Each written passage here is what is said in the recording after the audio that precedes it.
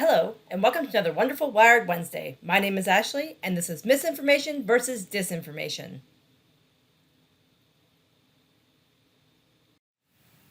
What is misinformation?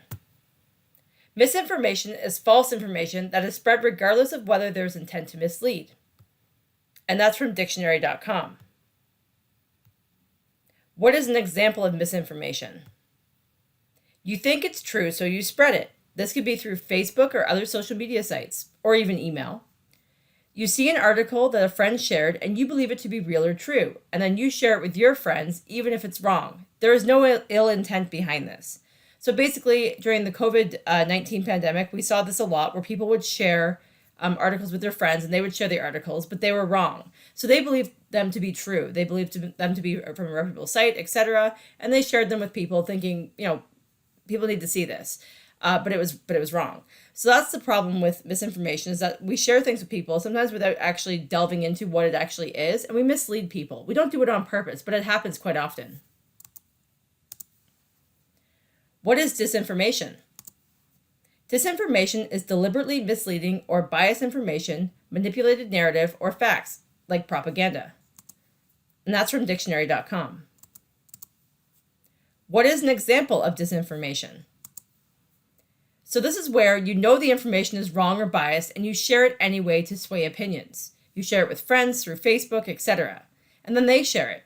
Sharing disinformation must have ill intent behind it. So we saw this again during the COVID-19 pandemic as well.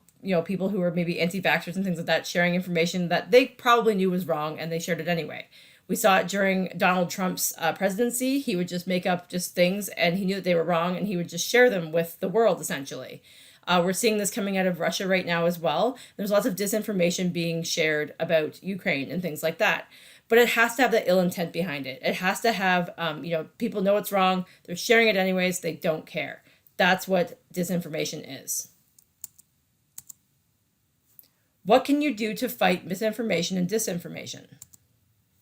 Use fact-checking sites such as factcheck.org, PolitiFact, or Snopes. So these are all really great websites. Snopes does things like urban legends too, urban myths that people believe in, and they do just like your regular everyday things. PolitiFact is really great for political fact checking for the states and things like that. And factcheck.org is also a really great website to use. Also, you can use the SIFT method. So it's SIFT, and that's by Mike Caulfield, who is a digital literacy expert for Control F, which is a nonprofit organization. And the S is for stop. So you're going to stop what you're doing. You're reading something, you're stopping. You're going to investigate the source. So next one is I investigate the source. So you're going to see if the source comes from a reputable source, is more than one source sharing this information, and see. And just find out if the source is biased or non-biased, and if they have any affiliations with anything.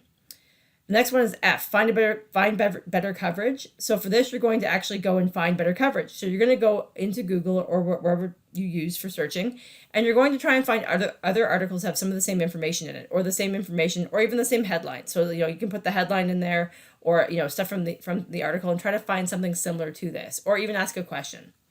Trace claims, quotes, and other media to the original context. So can you find this somewhere else? Where did it originally come from? Was this story reported, last week, but now you're finding it here and it's saying it's reported today? Like, these are the things that we need to look into to try and fight misinformation and disinformation. Next, I'm going to talk about deepfakes. So it's not really disinformation and misinformation. It kind of, I guess it goes more towards disinformation, because deepfakes, the term deepfake is used to refer to a video that has been edited using an algorithm to replace a person in the original video with someone else. So this is obviously being done, on purpose. And this is by the Merriam-Webster dictionary. So the term deepfake, so it has two parts to it. So one algorithm creates a fake image or images. The other algorithm will check the image to see if it's fake or real looking. So both algorithms do machine learning and improve as they iterate. So the first keeps creating better and better fakes as the second one gets harder and harder to fool. And that's how we get a video like the one I'm going to show you now. So the video I'm going to show you now is Mark Zuckerberg. And what they've done is they've actually used the algorithms to create a fake Mark Zuckerberg and to have him say something in the same video that he was in previously.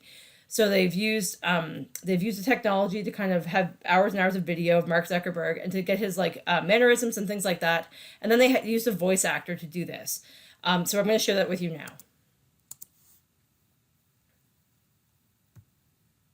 Imagine this for a second.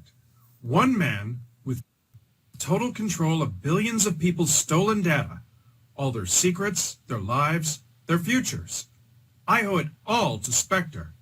Spectre showed me that whoever controls the data controls the future. I wish I could tell you that we're going to be able to stop all interference, but that just wouldn't be realistic. There will always be bad actors in the world, and we can't prevent all governments from all interference. But even without our employees directly involved in the sales, we can Imagine this for a second. Now, I'm one not man sit here and with tell total you control of billions of people's stolen data, all we their don't check what secrets, people their say before they lives, say it. their And futures. frankly, I owe it all to Spectre. Spectre showed me that whoever controls the data controls the future. So that's an example of a deep fake. If you have any questions about misinformation or disinformation or even deep fakes, you can always contact me at librarytech@thebluemountains.ca. Have a great day.